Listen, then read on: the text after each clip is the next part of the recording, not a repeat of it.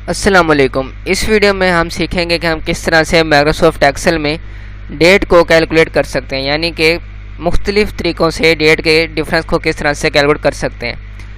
पहले हम देखेंगे कि हम सिंपल दो डेट्स के दरमियान डेज़ को किस तरह से कैलकुलेट कर सकते हैं कि कितने दिनों का फ़र्क है दो डेट्स में। उसके बाद हम देखेंगे कि किसी भी दो डेट्स के दरमियान हम सालों का, महीनों का और दिनों का अलहदा से, जैसे बर्थडे जो होती है यानी कि एज कैलकुलेटर होता है, तो एज किस तरह से हम कैलकुलेट कर सकते हैं वो देखेंगे। और उसके बाद हम देखेंगे कि अगर हमें कोई डेट गिवन है तो उसके मतलब 45 डेज़ बाद क्या डेट होगी, तो इस तरह से कैलकुलेशन किस तरह से करनी है ये भी हम देखेंगे। और अलहदा से दो डेट्स के दरमियान कितने महीने हैं और कितने दिन हैं ये भी हम कैलकुलेट कर सकते हैं।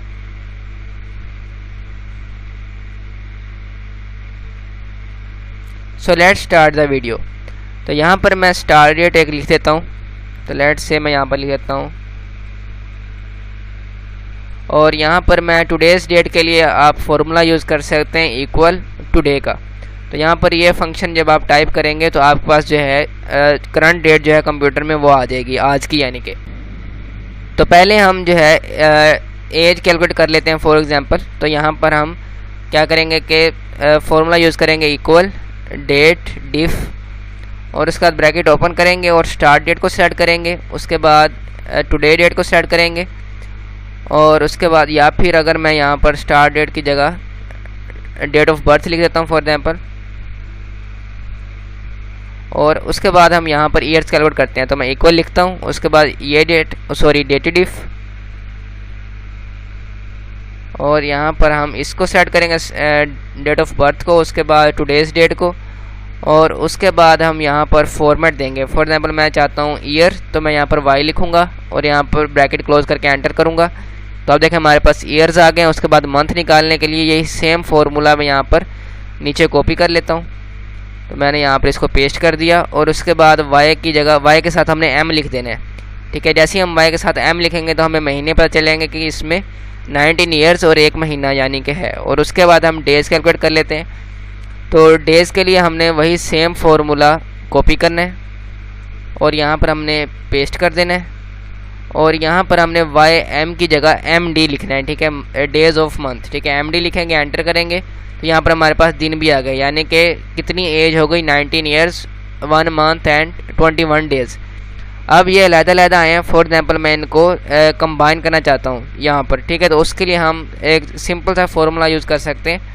तो यहाँ पर मैं फार्मूला बार में टाइप करता हूँ, आप देखें इक्वल, उसके बाद हम इस डेट को सेट करते हैं, उसके बाद हम प्रेस करेंगे एंड। ठीक है, तो यहाँ पर मैं लिख लेता हूँ एंड टाइप करेंगे, और उसके बाद डबल कॉमास में मैं यहाँ पर लिखूँगा ईयर्स।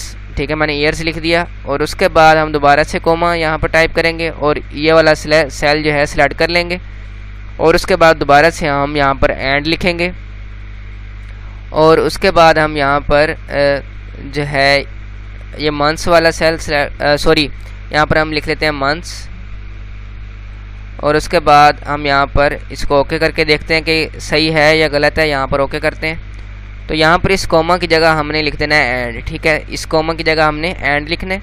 यहाँ पर अब हम एंटर करते हैं, तो आप देखें हमारा जो है रिज़ल्ट सही आ गया, यानी कि हमने दो चीज़ों को आपस में जोड़ लिया है, 19 ईयर्स एंड 1 मंथ। तो हम यहाँ पर ईयर्स के बाद भी यहाँ पर हम एक स्पेस दे देते हैं, ताकि यहाँ पर जब हम एंटर करें तो आप देखें कि इनके दरमियान एक स्पेस हो। तो यहाँ पर मंथ के बाद भी मैं एक दे देता हूँ, और उसके बाद हम यहाँ पर दोबारा से एंड लिखते हैं, और यहाँ पर हम ये वाला सेल सेलेक्ट करेंगे और फिर से एंड लिखेंगे, और यहाँ पर हम डबल कॉमास में स्पेस दे के डेज़ लिख देंगे, और उसके बाद ओके करेंगे।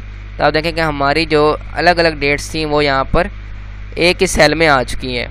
ठीक है, तो इस तरह से आप जो है एज कैलकुलेट कर सकते हैं। अब फॉर एग्जांपल मैं यहाँ पर अब लिख लेता हूँ स्टार्ट। ठीक है, स्टार्ट डेट।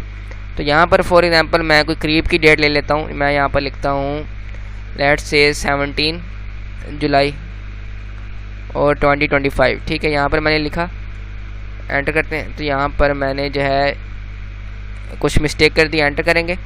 तो यहाँ पर आप देखेंगे इनको मैं डिलीट कर देता हूँ, क्योंकि ये हमने देख लिया कि ये कैसे कैलकुलेट करना है। तो हम डिफरेंस सिंपल कैलकुलेट करते हैं।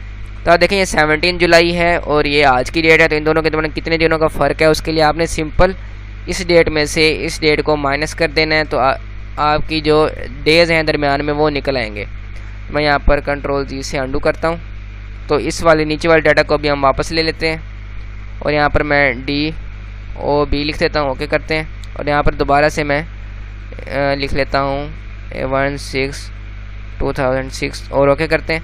तो यहाँ पर ये जो अब इन दोनों डेट्स के दरम्यान मैं मंथ कैलकुलेट करना चाहता हूँ, तो उसके लिए हम क्या करेंगे, यहाँ पर हम टाइप करेंगे इक्वल, उसके बाद डेटेड इफ, और उसके बाद इस सेल को सेलेक्ट करेंगे, उसके बाद इस सेल को सेलेक्ट करेंगे और उसके बाद हम यहाँ पर टाइप करेंगे डबल कॉमाज में M। तो जैसे ही हमने M टाइप किया, ब्रैकेट क्लोज की और एंटर किया, तो आप यहाँ पर देखें कि इन दोनों जो डेट्स हैं इनके दरम्यान कितने महीने हैं, 229। तो इसको अगर हमने डेज़ में देखना है कि इसके दरम्यान डेज़ कितने हैं, तो हम यहाँ पर इक्वल लिखेंगे, डेटेड इफ़ लिखेंगे और उसके बाद या फिर मैं क्या करता हूँ, इसी ऊपर वाले फार्मूला को नीचे कॉपी कर लेता हूँ और यहाँ पर मैं इसको पेस्ट करता हूँ और M की जगह मैं D लिखता हूँ, यहाँ पर एंटर करता हूँ। तो आप देखें हमारे पास डेज़ जो हैं लैदर से आ चुके हैं। तो इस तरह से आप दो डेट्स के दरमियान डिफरेंस कैलकुलेट कर सकते हैं।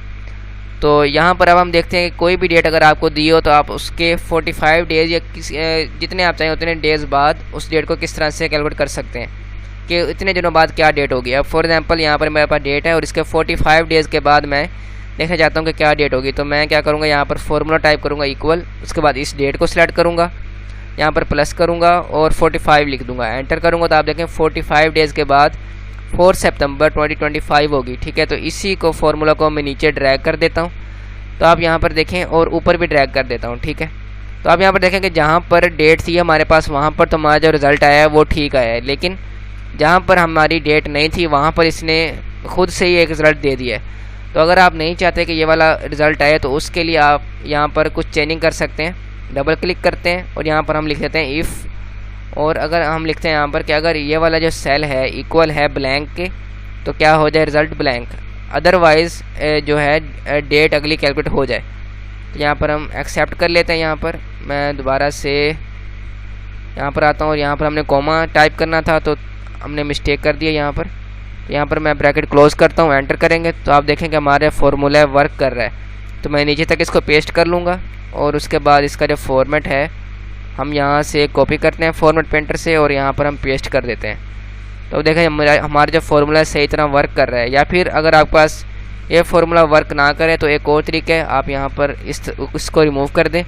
आप टाइप करें इज़ ब्लैंक और उसके बाद आप ब्रैकेट में ये वाला सेल सेलेक्ट कर लें और ब्रैकेट क्लोज करके ओके कर दें। तो अब जो है इसको हम नीचे तक पेस्ट कर लेते हैं, तो अब भी आपका जो रिज़ल्ट है वो सही आ जाएगा। तो इस तरह से आप माइक्रोसॉफ्ट एक्सेल में डेट डिफरेंस कैलकुलेट कर सकते हैं। इस तरह की मज़ीद वीडियोज़ के लिए आप इस चैनल को सब्सक्राइब कर सकते हैं। I will see you in another video.